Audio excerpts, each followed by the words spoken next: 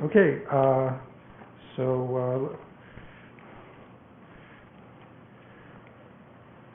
our speaker is Lance Lakey, and without further ado, I'll give you Lance.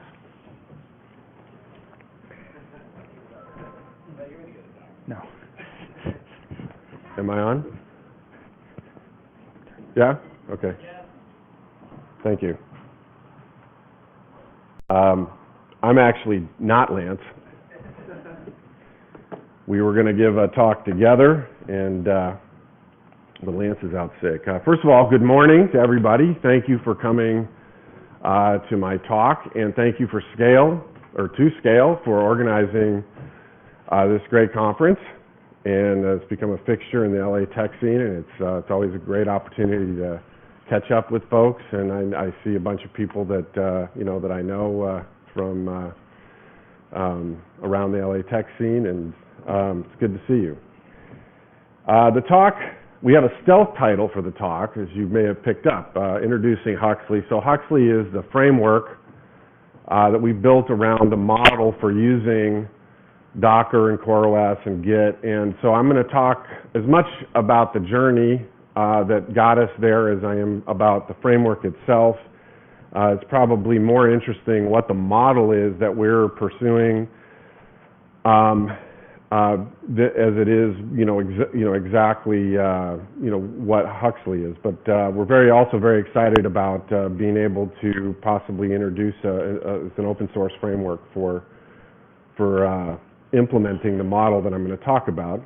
Like I said, my name is Dan. Lance was going to be here, but unfortunately he's out sick. And Lance, a few years ago, I gave a talk where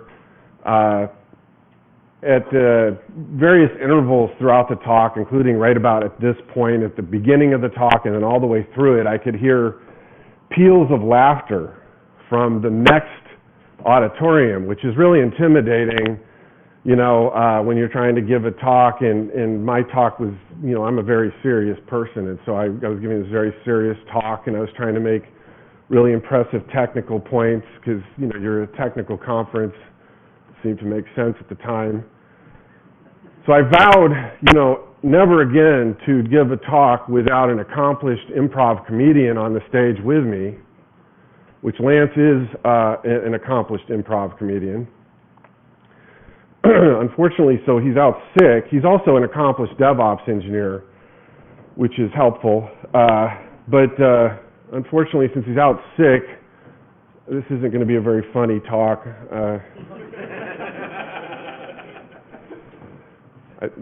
Well, maybe.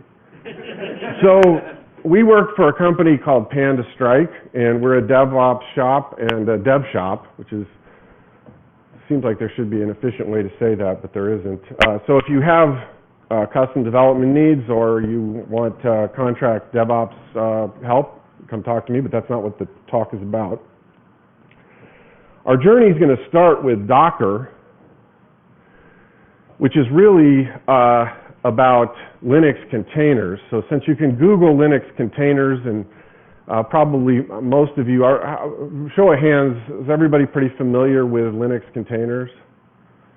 Okay, good. So most of you are, and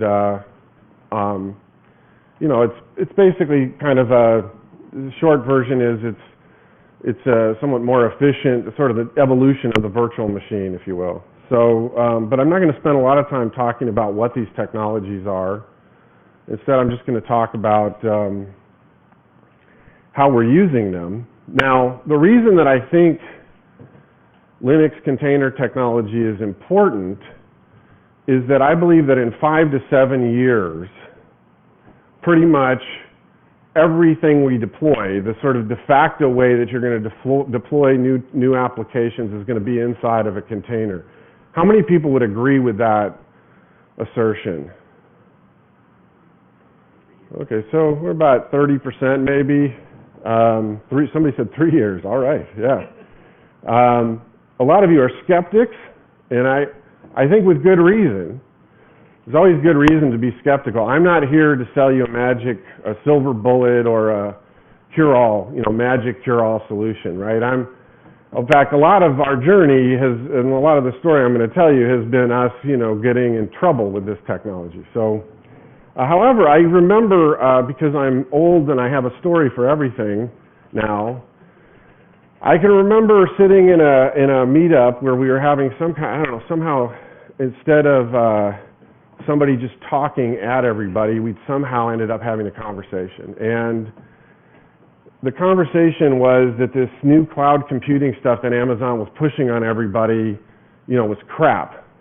And it was a recipe for disaster, and if you deployed your apps, on the Amazon cloud, you were just, asking for trouble. And I think we all know how that turned out. If you don't know who that is, that's Jeff Bezos laughing about how rich he is. And it's not that there weren't problems. There were a lot of problems. And there's going to be a lot of problems with Linux container technology. In fact, there still are problems. This is recent. This is last year. But the thing is we, for whatever reason, and I'll talk about what the reason is, we keep trying to figure this stuff out. We keep saying, okay, fine, you want to throw some new technology with all kinds of risk at me, I'll figure it out. We'll do our job. And the thing is it's a little bit of a mystery in a way, like, why do we keep doing this to ourselves? We get something figured out, we get it kind of working, and then we decide, no, let's do it a whole different way. And that's what Linux container technology is. And it's really mystifying because nobody wants, the system to go down. It's not like we're actively conspiring to screw ourselves here. That's not the right answer. It's not job security. Well, maybe for some people, but that's not where I was going with this. And you know what's a little bit frightening about that is that guy works for me. The reason is that the customers, the people we're serving, keep raising the bars. We get something figured out, and then they go, okay, well, I guess you got that now, huh? Like, I've had, every time a conversation with a client starts with the phrase, like, how hard would it be?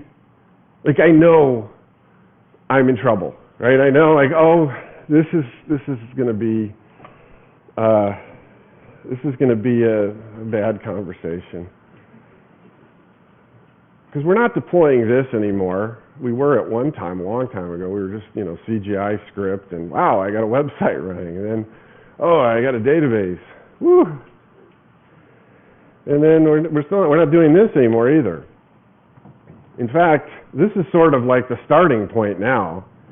If you're serious about, getting something that's going to be reliable, and our starting point more often than not nowadays is this. We're already thinking like, okay, if this thing starts generating some traffic, let's just be prepared so that we're not, so we just don't have to sweat it later. We don't want to have a fire drill down the road trying to figure out how to get something to scale. Some of our clients even want this pretty quickly. Like, we even tell them, like, you don't really want to do this. It's kind of expensive, but no, we do. That's what we want. We don't want the system to go down. It's mission critical and all that kind of stuff. We had a launch recently with a client where it was a successful launch. We were really excited about it, right? We were like, yeah, we did a good job, right? And hoping the client was just going to sit there and tell us how awesome we were. Instead, they were like, well, everything's great except we're really popular in Japan, which we didn't have a data center set up in Tokyo, so now we know what we're doing for the next couple of weeks. And more, that's the kind of stuff that's happening. The web is increasingly a global phenomenon. Mobile apps can be used anywhere. You can't entirely know where you're going to get traction. Like in this case, they didn't actually know they were going to be big in Japan. So, we're looking at this, and we got the clients are raising the bar, and we're still trying to do stuff the same way we were doing it before, and it's not really cost effective. So that's why we keep doing this to ourselves. That's why we keep figuring, okay, let's try it this way. So with us, we started looking at Docker, and we started thinking, all right, well, how could we do things differently with Docker? And that led us down this rabbit hole that I'm about to describe to you. We asked ourselves the question of, what if our DevOps practice just thought in terms of containers? What if we were just managing a cluster of machines that just runs containers, and to us, everything just looks like containers, and we don't care what's in them. We don't have to think about, we don't want to know what's going on in those containers. That's your business. And the app developers could sort of build their things. As long as they could all run in containers, we would just be automating the process of deploying these containers to these clusters of machines designed to run them. In the world, instead of looking like the picture on the right, which is how it looks now, it would look like the picture on the left with a bunch of stuff just spread out across containers. There's a little bit of nuance in how you spread that stuff out, as it turns out, but I'll get to that in a second. So we started looking around for okay, has anybody done this? Has anybody run stuff in containers on a cluster of machines? And it turned out there was a whole company whose entire business model was doing this. Well, now it's turned out it wasn't their entire business model. They're slowly revealing that their business model is to compete with Docker, and Docker's trying to turn into CoreOS, and I don't know where that's going. But at any rate, that was an exciting find at the time. Here's a distro whose entire purpose is running Docker containers. And now I guess its entire purpose is running Rocket containers. I don't know how many of you people have been following this stuff, but so we thought, all right, well, that was easy. that wasn't tricky at all. We tried it out. We ran a Docker container on a CoreOS cluster, and okay, that was surprisingly easy. We're off to a great start. And just as some background, we had been playing around with Docker by itself already. This was us starting to look at it more seriously in terms of could we actually use this with clients? So the next question we said is, all right, well, we got to have a way to run, we got a cluster that's basically a giant pool of resources, right? So we need a way to run stuff on the cluster. We need a way to sort of just blindly say, hey, we've got an app, can you run this? And have somebody looking at the cluster going, well, no, I can't. I don't have enough capacity to run that. Or alternatively, I have a ton of capacity, and sure, it's no problem. Thanks. All right. So we looked at Apache Mesos, and I briefly got excited about Apache Mesos until I actually tried to install it. How many people are using Apache Mesos? Okay, I think maybe there's two people. Three. Okay, three people. My hat's off to you. I got a little ways into that and was like, oh, okay. So then we thought, all right, look, all we need is we're doing something very simple, right? We don't need a general purpose resource allocation framework, which is what Mesos actually is. All we need is something purpose-built to do this one thing. All it's got to do is figure out how to deploy Docker containers. And so we started looking around, and of course, CoreOS had already thought of this, and they had a thing called fleet control, which was exactly this. It was purpose-built for starting up, well, really any kind of service on a CoreOS cluster. But the main use case, it's kind of a system D, and I know some of you guys hate system D. We're not, big fans or anything, but it works. It basically has an init file, and you can put pretty much anything in there, including Docker build and run commands. So, okay, that was nice and simple. We tried it out, and it worked. All right, this is going really well so far. Now we've got a way to just kind of request things to be deployed to our cluster. And so now we got a problem, though, of everything running on the cluster, and they don't know where anybody else is because you don't know where they go. You don't know when the broker decides to put something on your cluster. You're not exactly sure what the endpoint is. And service discovery in general is an interesting problem. We thought, hey, you know, we thought actually at the time, we thought we had this brilliant idea that nobody had ever thought of, which is hilarious because there's actually an SRV record specifically for service discovery and DNS. But at the time, we thought we were the first people who had thought of, hey, what if we just use the domain name system already, you know, the domain name server framework that already exists for mapping logical names to physical addresses. That's what we're trying to do here. There's already a thing that does it really well and scales really well, and of course, we discovered that CoreOS was working on that. Now, this was good news because sometimes when you go look for something that you thought was a brilliant idea and no one's doing it, it could mean that you're crazy. That's a possibility, right?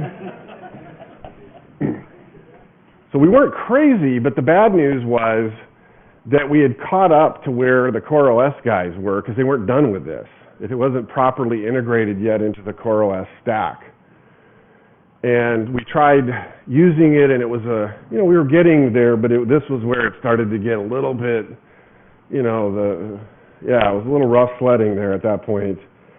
And unfortunately, like literally the following week, reInvent came up and they announced Route 53's private DNS. So we switched over to that because we were already using Route 53 for other stuff, and it worked great, and all of a sudden we were back in business. So, you know, at that point we sort of stopped and went, wait a minute, I think we did it, right? We can define a service, we can request deployment of the service, we can actually have it get deployed, which is obviously the whole point. Sometimes you look at like the slides and the bullet, like in the middle of the talk, and you go, why is that in there? That's redundant. And we can register the endpoints of the service so that they can all now find each other. And we're like, okay, you know what? All the pieces are there. Let's start doing this. So we did. We started trying it out on internal projects and stuff. We were going to, like, let's get the hang of this, and then we can go to our clients and go, hey, you should run everything on Docker. We got it all figured out. And you know, the thing was, we started doing that, and we got to this point, which, you know, is pretty typical, right, of when you're doing new technology adoption. You almost always get to that point where you're like, are we sure this is a good idea?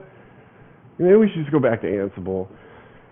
But the thing was, we had, you know, we had already solved this problem. We'd already done a lot of automation around the solutions that we had used in the past, Chef and Ansible in particular.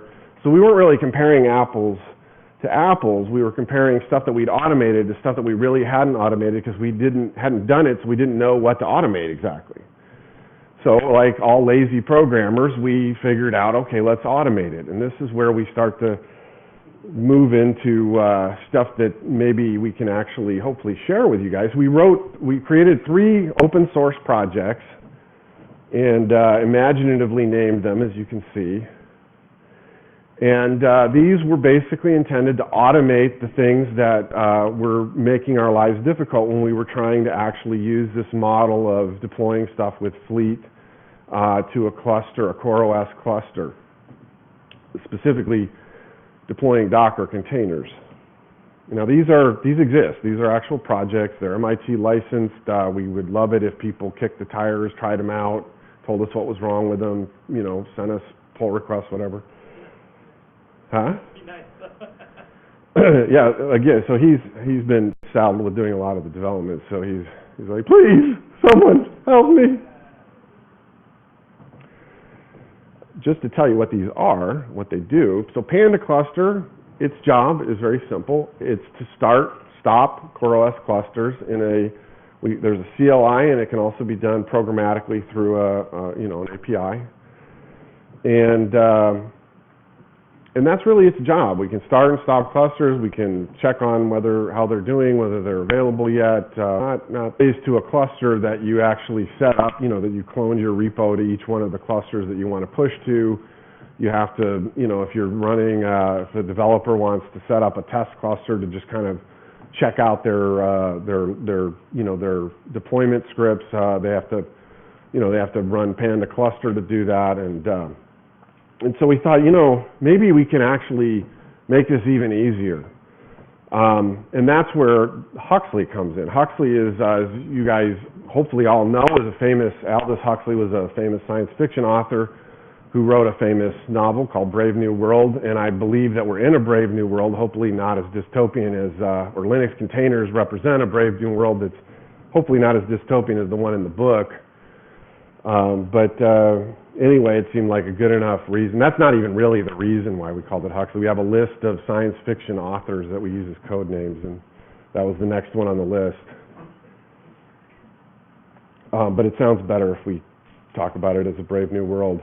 So again, we have these three pieces, and that was good as far as it went. We thought, all right, well, what if we put those behind an HTTP API, install those on a box, put an API in front of it that knows how programmatically to talk to those pieces, and then we add a CLI in front of that. So now that knows how to talk to the API and possibly does some bookkeeping, so that you don't have to pass as many command line arguments. Maybe keep some local configuration information, that sort of thing.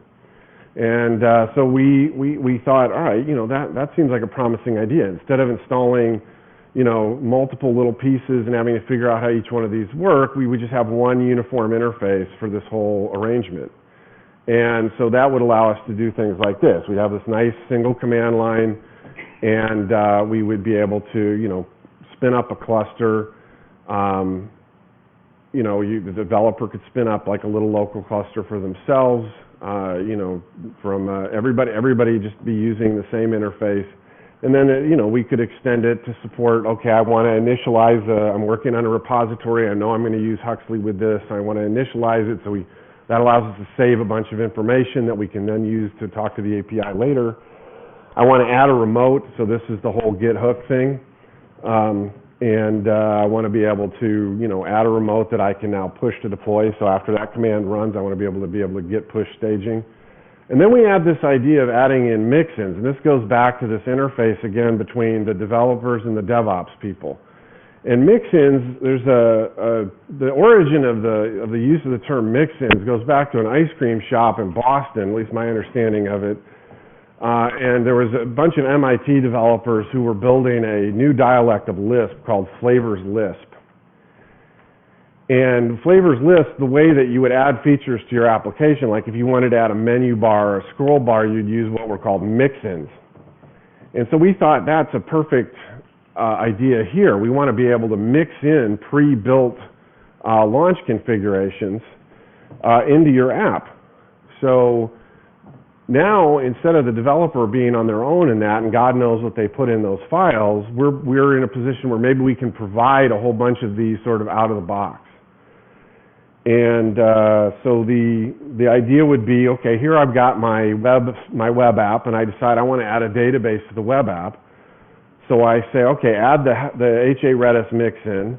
And now my launch directory, after possibly looking at my project information and filling this out, these would be generated files from templates.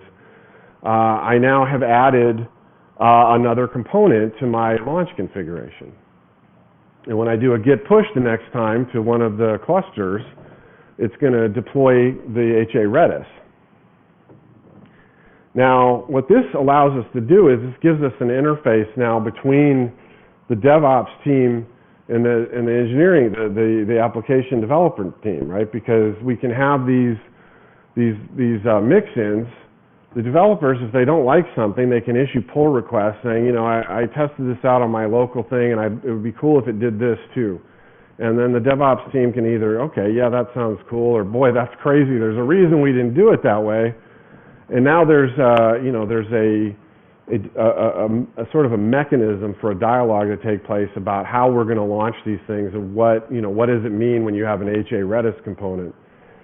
And again, just to try to make this a little more concrete, the way this ends up looking, right, is I have some kind of, this would be like my application configuration file.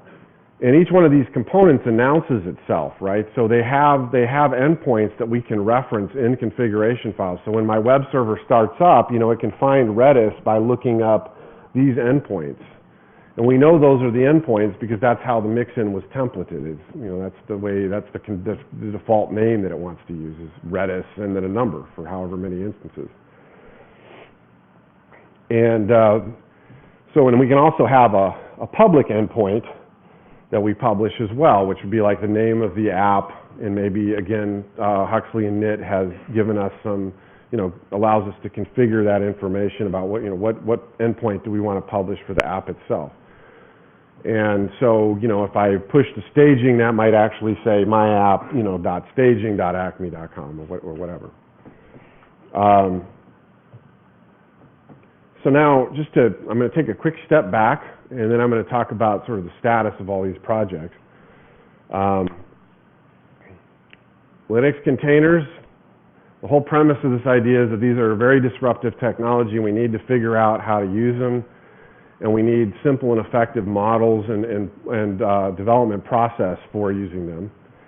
And we basically have a cluster that's pre-configured to support push-based deploys through Git and service discovery through DNS. We wrap the core functions of that in an API that we can access via a uniform CLI interface, and that's Huxley. We move to self-describing deployments where all the information that we need to deploy an application is in the repository itself. We use Mixins to communicate and sort of abstract away what a component is, what the precise definition of a component is.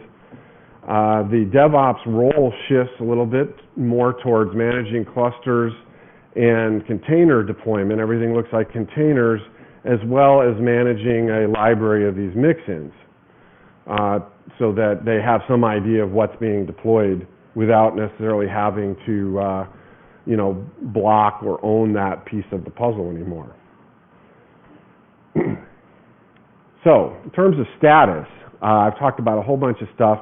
Originally, what I was hoping at this point, and now David's going to hang his head in shame, I was hoping at this point that I was going to be able to say, and all of this is working beautifully, and it's perfect, and you can download it here and sign up here, and unfortunately, it's not all done. We sort of got about 60% of the way there. These three pieces are the farthest along. They're basically in an alpha state, meaning, they're code complete. We finished the development on them. We're still working on some edge cases, bug fixes, documentation, and so forth. Huxley itself is under development right now. Right now at this point, it's something that you can use. It sort of works, but it's still changing quite a bit, and hopefully over the next month or so, we'll be able to finish that up as a legit open source project. And we're also looking at the possibility of introducing it as a service, subscription-based service, where we would run a Huxley server for you. I'm very interested in if people would be interested in that. We haven't really decided for sure what we're doing with that. These, again, are all open source projects. You can find them on our GitHub account, pandastrike / github.com, pandastrike / and then whichever one of these things you're interested in. And then if you're interested in the Huxley as a service, I would appreciate it if you went to our website, pandastrike.com/Huxley, and then joined the beta. There's some information about Huxley, most of the stuff that I've just shown you here. If you are interested in that'll probably be one of the things that we use to figure out whether or not we want to try to offer it as a subscription-based service. So if that's of interest, please sign up there so that we know, we get a sense of that interest. So that's the talk. That's what we've done. That's the model that we're pursuing. I would love to hear from any of you in terms of what you're doing, or whether or not this model is appealing. I think it's still very early, and there's lots of different approaches. My name is Dan, and I'm available at dan@pandastrike.com. That's the easiest way to get a hold of me, or of course talk to me after the talk. Or you can ask questions right now. We have a little bit of time for people to ask questions if anybody has questions. Yes? How do you deal with containers that require persistent storage? So, for example, a database container that let's say I want to containerize so I can replicate it in dev and in prod. When I deploy it on a fleet of clusters, a cluster, then I don't know what machine it's going to land on. Yes, we attach, actually, that's a great question. I'm not sure I know we have an answer to that in terms of attaching persistent storage to, every container that gets launched will have an opportunity to announce specific endpoints in the DNS so that you can identify. no, but if we want to be able to make sure that we can keep track of the storage, right? Well, there's three options, right? So you've got NFS or NAS mounted storage persistent in the container. You've got SEP, you do block level storage, or you can have a file system container just persist the data to another container that's exclusive to the file system. But how do you know where the file system container is going to be? It has to be linked to your database container. Right, but if you just deploy it on a cluster, you don't know what machine it's going to land on, right? Let's say you bootstrap your cluster. Oh, I see what you're saying. Yeah, I mean, so that's why you have block storage behind the cluster, like a SEP or something like that, and you persist to that, independent of your containers. I mean, is that performance-wise comparable to having local storage? Or? Yeah. Okay. Yeah, I believe that's what we're doing. We're attaching block storage to the, I think to the Docker container, right? Or, You can do SEP too, like snapshots and backups. We have fun stuff you can do that too. But can I replicate that in that environment? Okay. other questions? Yes? Are logs handled automatically? Like for like a web service log, you have 3 web service containers, are the logs like exactly before? Do these logs for that? You could probably do that automatically. I don't believe we do that. We don't have automatic logging. You'd have to set that up for each application. There's a cool tool to do that called Logly. There's a lot of work being put into Logly now to lace logs together and aggregate them up so you don't have to run like syslog in each container, hacks like that. Yeah, I mean, typically that's what we've been using is Logly, or more recently we've been setting up elk stacks, but yeah, I mean, we actually do that as like, in fact, one of our example apps that we've been playing with is an elk stack. Like, so can we have an app with the launch config that just describes an elk stack so we can spin up elk stacks very easily? Any other questions? Yes?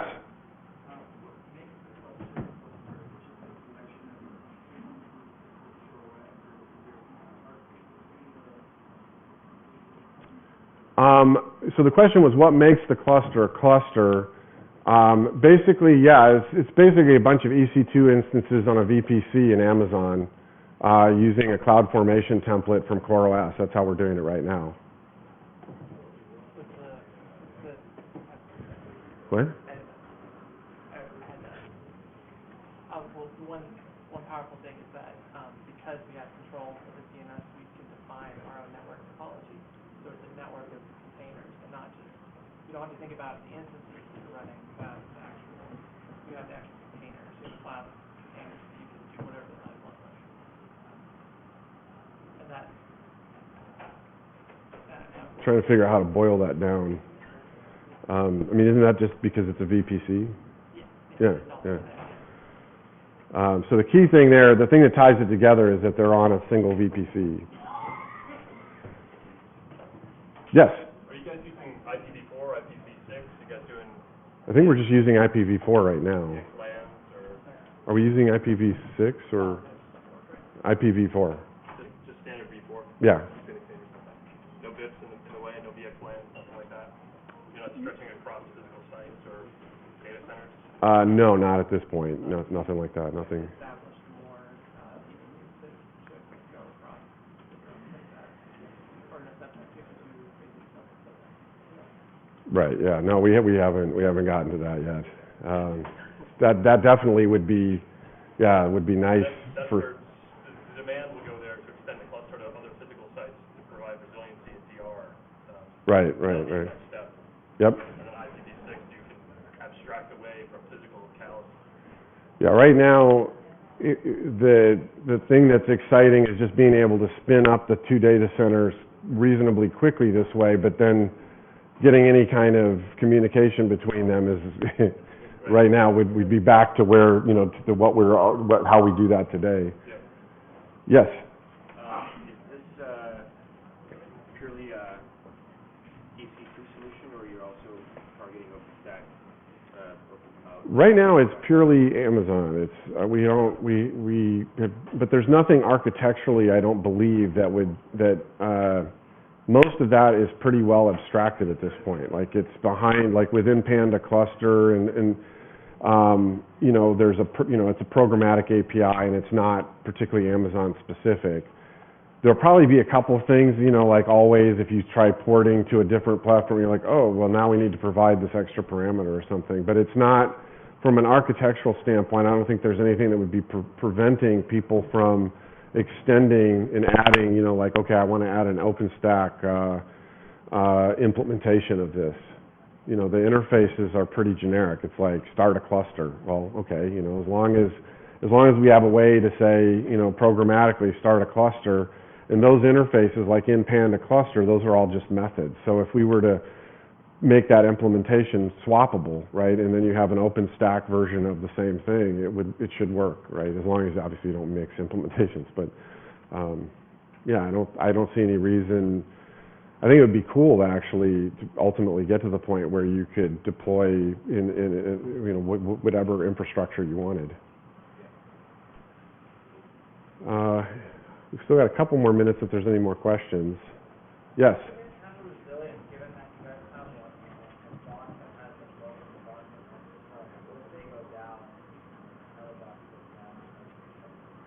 What if, I'm sorry, I didn't quite hear you. How do you handle resilience? What if the services that you have are existing as Panda Hub and Panda Select API? Oh, right. Like, so your entire deployment depends on this.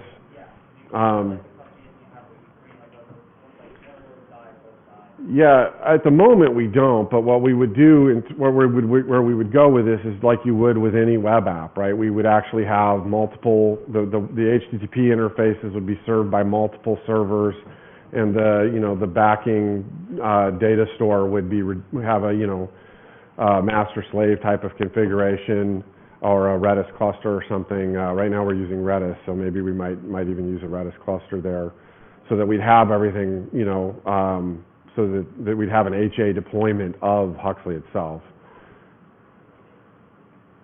Yeah, because obviously you don't want to suddenly just, oh, we can't deploy, everybody's stuck. Yes? How does the Git hook work in this scenario? I felt like that wasn't totally clear.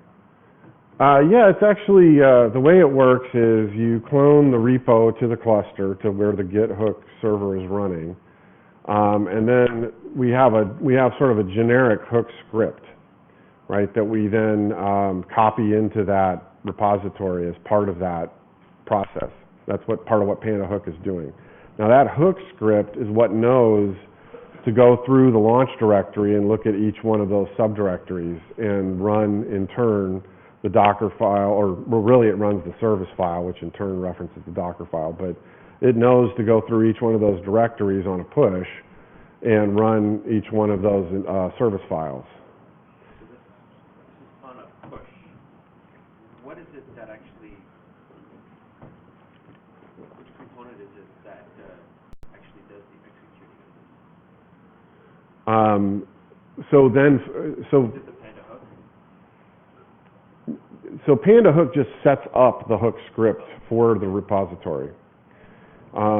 The script is actually calling fleet control start with that service file.